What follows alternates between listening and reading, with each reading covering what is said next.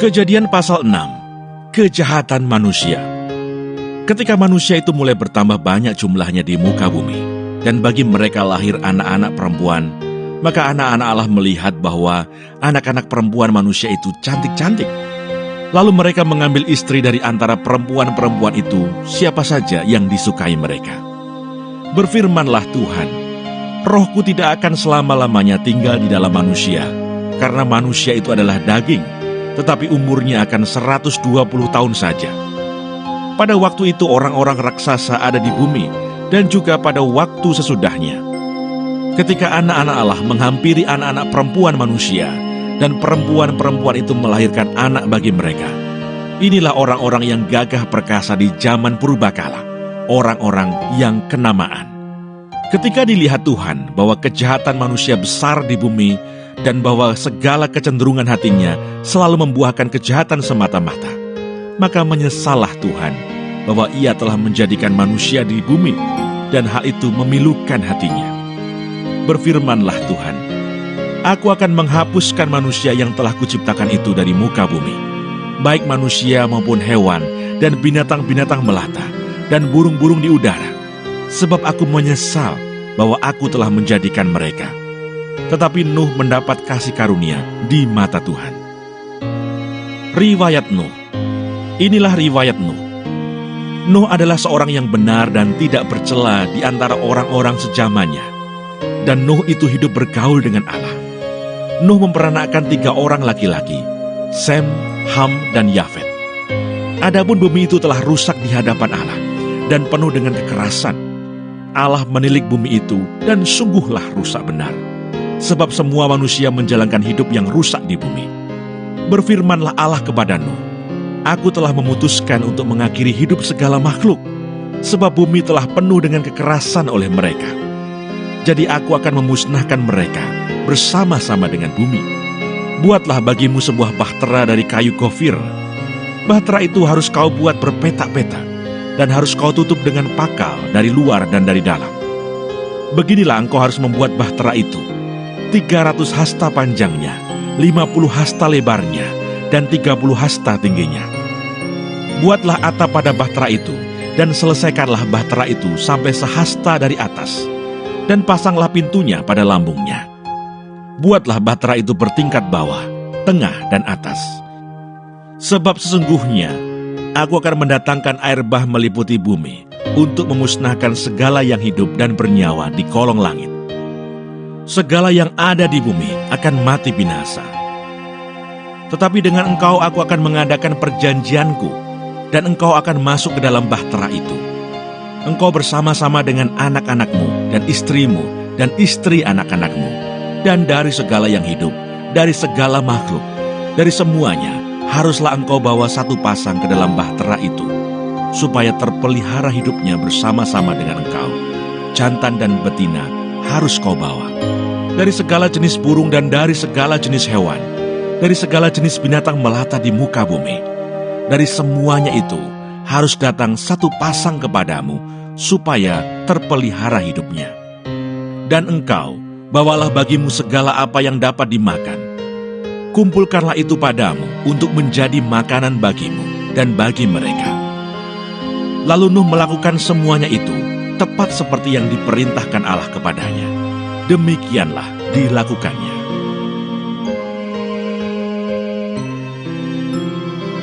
Kejadian pasal 7. Air bah. Lalu berfirmanlah Tuhan kepada Nuh, Masuklah ke dalam bahtera itu, engkau dan seisi rumahmu, sebab engkaulah yang kulihat benar di hadapanku, di antara orang zaman ini. Dari segala binatang yang tidak haram, haruslah kau ambil 7 pasang, jantan dan betinanya. Tetapi dari binatang yang haram, 1 pasang, jantan dan betinanya. Juga dari burung-burung di udara, 7 pasang, jantan dan betina, supaya terpelihara hidup keturunannya di seluruh bumi. Sebab 7 hari lagi, aku akan menurunkan hujan ke atas bumi, 40 hari, 40 malam lamanya. Dan aku akan menghapuskan dari muka bumi segala yang ada, yang kujadikan itu. Lalu Nuh melakukan segala yang diperintahkan Tuhan kepadanya. Nuh berumur 600 tahun ketika air bah datang meliputi bumi. Masuklah Nuh ke dalam bahtera itu bersama-sama dengan anak-anaknya dan istrinya, dan istri anak-anaknya karena air bah itu. Dari binatang yang tidak haram dan yang haram, dari burung-burung dan dari segala yang merayap di muka bumi, datanglah sepasang mendapatkan Nuh ke dalam bahtera itu, jantan dan betina, seperti yang diperintahkan Allah kepada Nuh. Setelah 7 hari datanglah air bah meliputi bumi. Pada waktu umur Nuh 600 tahun, pada bulan yang kedua, pada hari yang ke-17 bulan itu, pada hari itulah terbelah segala mata air samudra raya yang dahsyat, dan terbukalah tingkap-tingkap di langit, dan turunlah hujan lebat meliputi bumi 40 hari, 40 malam lamanya. Pada hari itu juga masuklah Nuh serta Sem, Ham dan Yafet, anak-anak Nuh, dan istri Nuh, dan ketiga istri anak-anaknya bersama-sama dengan dia ke dalam bahtera itu. Mereka itu dan segala jenis binatang liar, dan segala jenis ternak, dan segala jenis binatang melata yang merayap di bumi, dan segala jenis burung, yakni segala yang berbulu bersayap. Dari segala yang hidup dan bernyawa, datanglah sepasang mendapatkan Nuh ke dalam bahtera itu.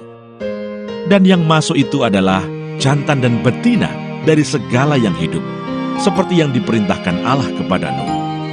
Lalu Tuhan menutup pintu bahtera itu di belakang Nuh. 40 hari lamanya air bah itu meliputi bumi. Air itu naik dan mengangkat bahtera itu sehingga melambung tinggi dari bumi. Ketika air itu makin bertambah-tambah dan naik dengan hebatnya di atas bumi, terapung-apunglah bahtera itu di muka air. Dan air itu sangat hebatnya bertambah-tambah meliputi bumi, dan ditutupinyalah segala gunung tinggi di seluruh kolong langit, sampai 15 hasta di atasnya bertambah-tambah air itu, sehingga gunung-gunung ditutupinya. Lalu mati binasalah segala yang hidup yang bergerak di bumi, burung-burung, ternak dan binatang liar, dan segala binatang merayap yang berkeriapan di bumi, serta semua manusia. Matilah segala yang ada nafas hidup dalam hidungnya, segala yang ada di darat. Demikianlah dihapuskan Allah segala yang ada, segala yang di muka bumi, baik manusia maupun hewan, dan binatang melata, dan burung-burung di udara, sehingga semuanya itu dihapuskan dari atas bumi. Hanya Nuh yang tinggal hidup, dan semua yang bersama-sama dengan dia dalam bahtera itu. Dan berkuasalah air itu di atas bumi 150 hari lamanya.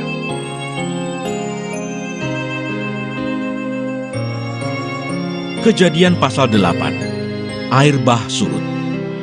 Maka Allah mengingat Nuh dan segala binatang liar dan segala ternak yang bersama-sama dengan dia dalam bahtera itu.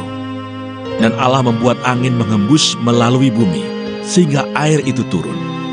Ditutuplah mata-mata air samudra raya, serta tingkap-tingkap di langit, dan berhentilah hujan lebat dari langit, dan makin surutlah air itu dari muka bumi. Demikianlah berkurang air itu sesudah 150 hari. Dalam bulan yang ke-7, pada hari yang ke-17 bulan itu, terkandaslah bahtera itu pada pegunungan Ararat. Sampai bulan yang ke-10 makin berkuranglah air itu.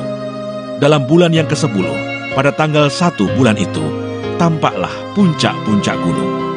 Sesudah lewat 40 hari, maka Nuh membuka tingkap yang dibuatnya pada bahtera itu. Lalu ia melepaskan seekor burung gagak, dan burung itu terbang pulang pergi, sampai air itu menjadi kering dari atas bumi. Kemudian dilepaskannya seekor burung merpati untuk melihat apakah air itu telah berkurang dari muka bumi. Tetapi burung merpati itu tidak mendapat tempat tumpuan kakinya, dan pulanglah ia kembali mendapatkan Nuh ke dalam bahtera itu, karena di seluruh bumi masih ada air. Lalu Nuh mengulurkan tangannya, ditangkapnya burung itu, dan dibawanya masuk ke dalam bahtera. Ia menunggu 7 hari lagi, kemudian dilepaskannya pula burung merpati itu dari bahtera. Menjelang waktu senja, pulanglah burung merpati itu mendapatkan Nuh, dan pada paruhnya dibawanya sehelai daun zaitun yang segar. Dari situlah diketahui Nuh bahwa air itu telah berkurang dari atas bumi. Selanjutnya ditunggunya pula 7 hari lagi, kemudian dilepaskannya burung merpati itu. Tetapi burung itu tidak kembali lagi kepadanya. Dalam tahun ke-601, dalam bulan pertama pada tanggal 1 bulan itu, sudahlah kering air itu dari atas bumi, Kemudian Nuh membuka tutup bahtera itu dan melihat-lihat. Ternyatalah muka bumi sudah mulai kering. Dalam bulan kedua, pada hari yang ke-27 bulan itu, bumi telah kering. Lalu berfirmanlah Allah kepada Nuh, "Keluarlah dari bahtera itu. Engkau bersama-sama dengan istrimu, serta anak-anakmu dan istri anak-anakmu, segala binatang yang bersama-sama dengan engkau, segala yang hidup, burung-burung, hewan, dan segala binatang melata yang merayap di bumi. Suruhlah keluar bersama-sama dengan engkau, supaya semuanya itu berkeriapan di bumi, serta berkembang biak dan bertambah banyak di bumi." Lalu keluarlah Nuh bersama-sama dengan anak-anaknya dan istrinya dan istri anak-anaknya. Segala binatang liar, segala binatang melata, dan segala burung, semuanya yang bergerak di bumi, masing-masing menurut jenisnya, keluarlah juga dari bahtera itu. Lalu Nuh mendirikan mezbah bagi Tuhan. Dari segala binatang yang tidak haram, dan dari segala burung yang tidak haram, diambilnyalah beberapa ekor. Lalu ia mempersembahkan korban bakaran di atas mezbah itu. Ketika Tuhan mencium persembahan yang harum itu, berfirmanlah Tuhan dalam hatinya, "Aku takkan mengutuk bumi ini lagi karena manusia, sekalipun yang ditimbulkan hatinya adalah jahat dari sejak kecilnya. Dan aku takkan membinasakan lagi segala yang hidup seperti yang telah kulakukan. Selama bumi masih ada, tak akan berhenti-henti musim menabur dan menuai, dingin dan panas, kemarau dan hujan, siang dan malam."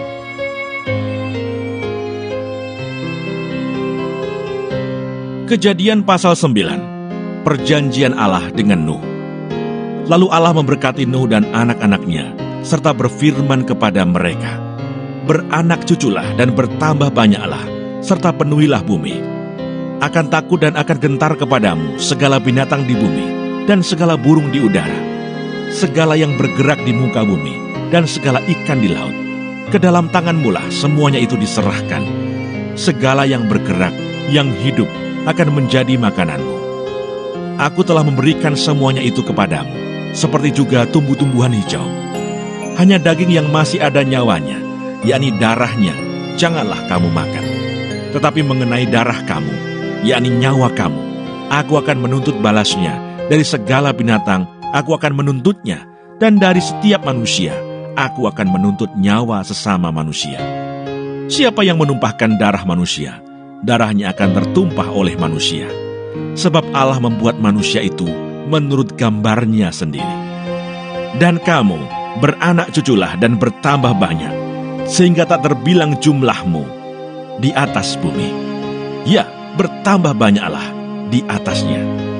Berfirmanlah Allah kepada Nuh dan kepada anak-anaknya yang bersama-sama dengan dia, "Sesungguhnya aku mengadakan perjanjianku dengan kamu dan dengan keturunanmu, dan dengan segala makhluk hidup yang bersama-sama dengan kamu, burung-burung, ternak, dan binatang-binatang liar di bumi yang bersama-sama dengan kamu, segala yang keluar dari bahtera itu, segala binatang di bumi. Maka kuadakan perjanjianku dengan kamu, bahwa sejak ini tidak ada yang hidup yang akan dilenyapkan oleh air bah lagi, dan tidak akan ada lagi air bah untuk memusnahkan bumi." Dan Allah berfirman, "Inilah tanda perjanjian yang kuadakan antara aku dan kamu, serta segala makhluk yang hidup, yang bersama-sama dengan kamu, turun-temurun untuk selama-lamanya. Busurku kutaruh di awan, supaya itu menjadi tanda perjanjian antara aku dan bumi. Apabila kemudian kudatangkan awan di atas bumi, dan busur itu tampak di awan, maka aku akan mengingat perjanjianku yang telah ada antara aku dan kamu, serta segala makhluk yang hidup, segala yang bernyawa, sehingga segenap air tidak lagi menjadi air bah untuk memusnahkan segala yang hidup. Jika busur itu ada di awan, maka aku akan melihatnya, sehingga aku mengingat perjanjianku yang kekal antara Allah dan segala makhluk yang hidup, segala makhluk yang ada di bumi." Berfirmanlah Allah kepada Nuh, "Inilah tanda perjanjian yang kuadakan antara aku dan segala makhluk yang ada di bumi." Nuh dan anak-anaknya. Anak-anak Nuh yang keluar dari bahtera ialah Sem, Ham, dan Yafet. Ham adalah bapa Kanaan. Yang tiga inilah anak-anak Nuh, dan dari mereka inilah tersebar penduduk seluruh bumi. Nuh menjadi petani, dialah yang mula-mula membuat kebun anggur. Setelah ia minum anggur, mabuklah ia, dan ia telanjang dalam kemahnya. Maka Ham, bapa Kanaan itu melihat aurat ayahnya, lalu diceritakannya kepada kedua saudaranya di luar. Sesudah itu Sem dan Yafet mengambil sehelai kain dan membentangkannya pada bahu mereka berdua. Lalu mereka berjalan mundur. Mereka menutupi aurat ayahnya sambil berpaling muka, sehingga mereka tidak melihat aurat ayahnya. Setelah Nuh sadar dari mabuknya dan mendengar apa yang dilakukan anak bungsunya kepadanya, berkatalah ia, "Terkutuklah Kanaan. Hendaklah ia menjadi hamba yang paling hina bagi saudara-saudaranya." Lagi katanya, "Terpujilah Tuhan Allah Sem, tetapi hendaklah Kanaan menjadi hamba baginya. Allah meluaskan kiranya tempat kediaman Yafet, dan hendaklah ia tinggal dalam kemah-kemah Sem. Tetapi hendaklah Kanaan menjadi hamba baginya." Nuh masih hidup 350 tahun sesudah air bah. Jadi Nuh mencapai umur 950 tahun, lalu ia mati.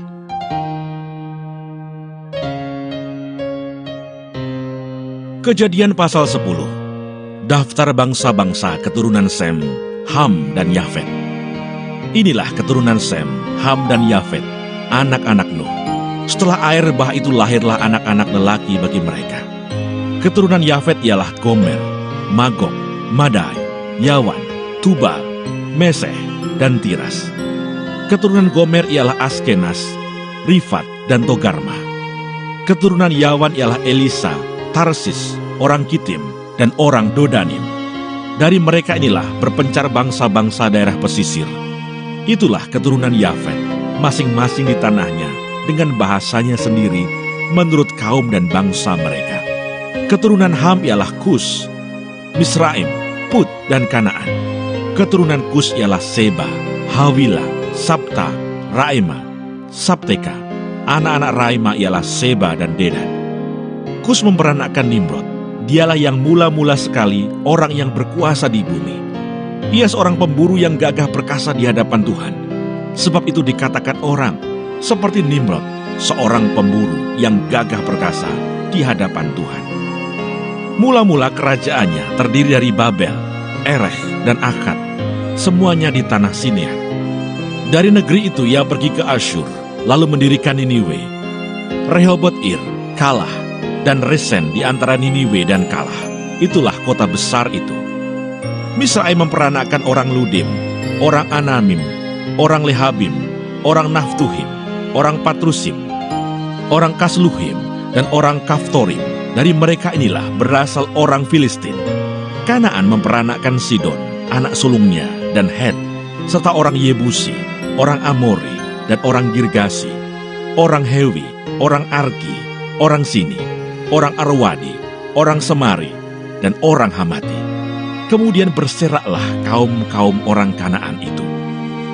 Daerah orang Kanaan adalah dari Sidon ke arah Gerar sampai ke Gaza, ke arah Sodom, Gomora, Atma, dan Seboim sampai ke Lasa. Itulah keturunan Ham menurut kaum mereka, menurut bahasa mereka, menurut tanah mereka, menurut bangsa mereka. Lahirlah juga anak-anak bagi Sem, bapa semua anak Eber, serta abang Yafet. Keturunan Sem ialah Elam, Asyur, Arpaksyad, Lut, dan Aram. Keturunan Aram ialah Us, Hul, Geter, dan Mas. Arpaksyad memperanakkan Selah, dan Selah memperanakkan Eber. Bagi Eber lahir dua anak laki-laki. Nama yang seorang ialah Pelek, sebab dalam zamannya bumi terbagi, dan nama adiknya ialah Yoktan. Yoktan memperanakkan Almodad, Selef, Hasarmafet dan Yerah, Hadoram, Usal dan Dikla, Obal, Abimael dan Sheba, Ofir, Havila dan Yobab. Itulah semuanya keturunan Yoktan. Daerah kediaman mereka terbentang dari Mesa ke arah Sefar, yaitu pegunungan di sebelah timur. Itulah keturunan Sem menurut kaum mereka, menurut bahasa mereka, menurut tanah mereka, menurut bangsa mereka. Itulah segala kaum anak-anak Nuh menurut keturunan mereka, menurut bangsa mereka, dan dari mereka itulah berpencar bangsa-bangsa di bumi setelah air bah itu.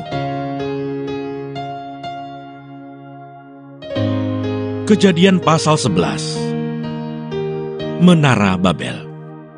Adapun seluruh bumi satu bahasanya dan satu logatnya. Maka berangkatlah mereka ke sebelah timur dan menjumpai tanah datar di tanah Siniar. Lalu menetaplah mereka di sana. Mereka berkata seorang kepada yang lain, "Marilah kita membuat batu bata dan membakarnya baik-baik." Lalu bata itulah dipakai mereka sebagai batu dan tergala-gala sebagai tanah liat. Juga kata mereka, "Marilah kita dirikan bagi kita sebuah kota dengan sebuah menara yang puncaknya sampai ke langit. Dan marilah kita cari nama supaya kita jangan terserak ke seluruh bumi." Lalu turunlah Tuhan untuk melihat kota dan menara yang didirikan oleh anak-anak manusia itu. Dan ia berfirman, "Mereka ini satu bangsa dengan satu bahasa untuk semuanya. Ini barulah permulaan usaha mereka. Mulai dari sekarang apapun juga yang mereka rencanakan, tidak ada yang tidak akan dapat terlaksana. Baiklah kita turun dan mengacau balokkan di sana bahasa mereka, sehingga mereka tidak mengerti lagi bahasa masing-masing." Demikianlah mereka diserakkan Tuhan dari situ ke seluruh bumi, dan mereka berhenti mendirikan kota itu. Itulah sebabnya sampai sekarang nama kota itu disebut Babel, karena disitulah dikacau balokkan Tuhan bahasa seluruh bumi, dan dari situlah mereka diserakkan Tuhan ke seluruh bumi. Keturunan Sem. Inilah keturunan Sem. Setelah Sem berumur 100 tahun, ia memperanakkan Arpakshad 2 tahun setelah air bah itu. Sem masih hidup 500 tahun setelah ia memperanakkan Arpakshad, dan ia memperanakkan anak-anak lelaki dan perempuan. Setelah Arpakshad hidup 35 tahun, ia memperanakkan Selah. Arpakshad masih hidup 403 tahun setelah ia memperanakkan Selah, dan ia memperanakkan anak-anak lelaki dan perempuan. Setelah Selah hidup 30 tahun, ia memperanakkan Eber. Selah masih hidup 403 tahun setelah ia memperanakkan Eber, dan ia memperanakkan anak-anak lelaki dan perempuan. Setelah Eber hidup 34 tahun, ia memperanakkan Peleg. Eber masih hidup 430 tahun setelah ia memperanakkan Peleg, dan ia memperanakkan anak-anak lelaki dan perempuan. Setelah Peleg hidup 30 tahun, ia memperanakkan Rehu. Peleg masih hidup 209 tahun setelah ia memperanakkan Rehu, dan ia memperanakkan anak-anak lelaki dan perempuan. Setelah Rehu hidup 32 tahun, ia memperanakkan Seruh. Rehu masih hidup 207 tahun setelah ia memperanakkan Seruh, dan ia memperanakkan anak-anak lelaki dan perempuan. Setelah Seruh hidup 30 tahun, ia memperanakkan Nahor. Seruh masih hidup 200 tahun setelah ia memperanakkan Nahor, dan ia memperanakkan anak-anak lelaki dan perempuan. Setelah Nahor hidup 29 tahun, ia memperanakkan Terah.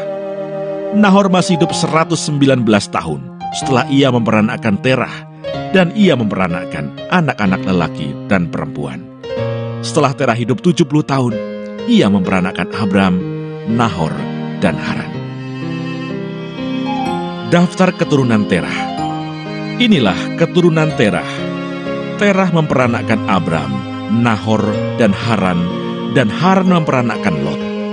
Ketika Terah ayahnya masih hidup, matilah Haran di negeri kelahirannya di Ur-Kasdim. Abram dan Nahor kedua-duanya kawin. Nama istri Abram ialah Sarai, dan nama istri Nahor ialah Milka, anak Haran, ayah Milka dan Yiska. Sarai itu mandul, tidak mempunyai anak.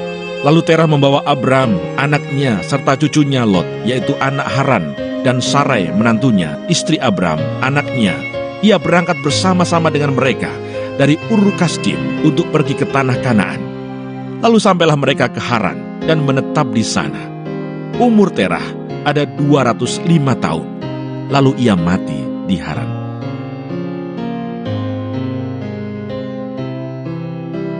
Kejadian pasal 12. Abram dipanggil Allah. Berfirmanlah Tuhan kepada Abram, "Pergilah dari negerimu dan dari sanak saudaramu dan dari rumah bapamu ini ke negeri yang akan kutunjukkan kepadamu. Aku akan membuat engkau menjadi bangsa yang besar dan memberkati engkau serta membuat namamu masyhur, dan engkau akan menjadi berkat. Aku akan memberkati orang-orang yang memberkati engkau dan mengutuk orang-orang yang mengutuk engkau. Dan olehmu semua kaum di muka bumi akan mendapat berkat. Lalu pergilah Abram seperti yang difirmankan Tuhan kepadanya, dan Lot pun ikut bersama-sama dengan dia. Abram berumur 75 tahun ketika ia berangkat dari Haran. Abram membawa Sarai istrinya, dan Lot anak saudaranya, dan segala harta benda yang didapat mereka, dan orang-orang yang diperoleh mereka di Haran. Mereka berangkat ke tanah Kanaan, lalu sampai di situ. Abram berjalan melalui negeri itu sampai ke suatu tempat dekat Sikem, yakni pohon tarbantin di More. Waktu itu, orang Kanaan diam di negeri itu. Ketika itu Tuhan menampakkan diri kepada Abraham dan berfirman, "Aku akan memberikan negeri ini kepada keturunanmu." Maka didirikannya di situ mezbah bagi Tuhan yang telah menampakkan diri kepadanya. Kemudian ia pindah dari situ ke pegunungan di sebelah timur Betel. Ia memasang kemahnya dengan Betel di sebelah barat dan Ai di sebelah timur. Lalu ia mendirikan di situ mezbah bagi Tuhan dan memanggil nama Tuhan. Sesudah itu Abram berangkat dan makin jauh ia berjalan ke tanah Negeb. Abram di Mesir.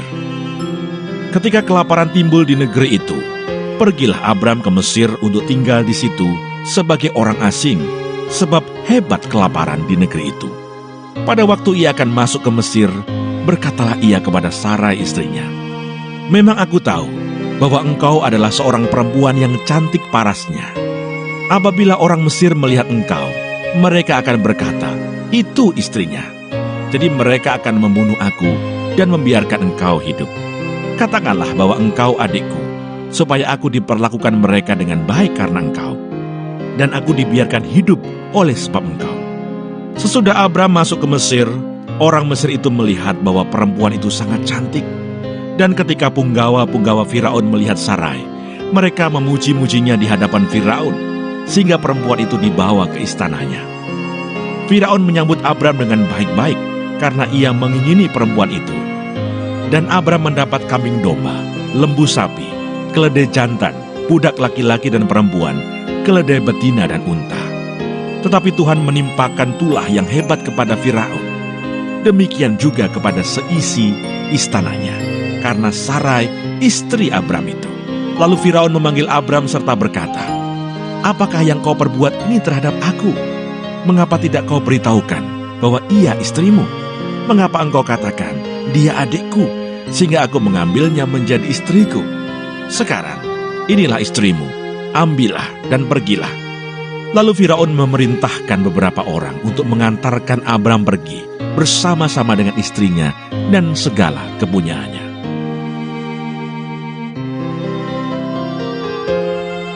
Kejadian pasal 13. Abram dan Lot berpisah. Maka pergilah Abram dari Mesir ke tanah Negeb dengan istrinya dan segala kepunyaannya, dan Lot pun bersama-sama dengan dia. Adapun Abram sangat kaya, banyak ternak, perak dan emasnya. Ia berjalan dari tempat persinggahan ke tempat persinggahan, dari tanah Negeb sampai dekat Betel, di mana kemahnya mula-mula berdiri antara Betel dan Ai, ke tempat mezbah yang dibuatnya dahulu di sana. Disitulah Abram memanggil nama Tuhan. Juga Lot yang ikut bersama-sama dengan Abram, mempunyai domba dan lembu dan kemah. Tetapi negeri itu tidak cukup luas bagi mereka untuk diam bersama-sama, sebab harta milik mereka amat banyak, sehingga mereka tidak dapat diam bersama-sama. Karena itu terjadilah perkelahian antara para gembala Abram dan para gembala Lot. Waktu itu orang Kanaan dan orang Feris diam di negeri itu. Maka berkatalah Abram kepada Lot, "Janganlah kiranya ada perkelahian antara aku dan engkau, dan antara para gembalaku dan para gembalamu, sebab kita ini kerabat. Bukankah seluruh negeri ini terbuka untuk engkau? Baiklah pisahkan dirimu daripadaku. Jika engkau ke kiri, maka aku ke kanan. Jika engkau ke kanan, maka aku ke kiri." Lalu Lot melayangkan pandangnya, dan dilihatnyalah bahwa seluruh lembah Yordan banyak airnya seperti taman Tuhan, seperti tanah Mesir sampai ke Zoar. Hal itu terjadi sebelum Tuhan memusnahkan Sodom dan Gomora. Sebab itu Lot memilih baginya seluruh lembah Yordan itu. Lalu ia berangkat ke sebelah timur dan mereka berpisah. Abram menetap di tanah Kanaan, tetapi Lot menetap di kota-kota lembah Yordan dan berkemah di dekat Sodom. Adapun orang Sodom sangat jahat dan berdosa terhadap Tuhan. Setelah Lot berpisah daripada Abram, berfirmanlah Tuhan kepada Abram, "Pandanglah sekelilingmu dan lihatlah dari tempat engkau berdiri itu ke timur dan barat, utara dan selatan. Sebab seluruh negeri yang kau lihat itu akan kuberikan kepadamu dan kepada keturunanmu untuk selama-lamanya. Dan aku akan menjadikan keturunanmu seperti debu tanah banyaknya, sehingga jika seandainya ada yang dapat menghitung debu tanah, keturunanmu pun akan dapat dihitung juga. Bersiaplah, jalanilah negeri itu menurut panjang dan lebarnya, sebab kepadamulah akan kuberikan negeri itu." Sesudah itu Abram memindahkan kemahnya dan menetap di dekat pohon-pohon tarbantin di Mamre, dekat Hebron. Lalu didirikannya lah mezbah di situ bagi Tuhan.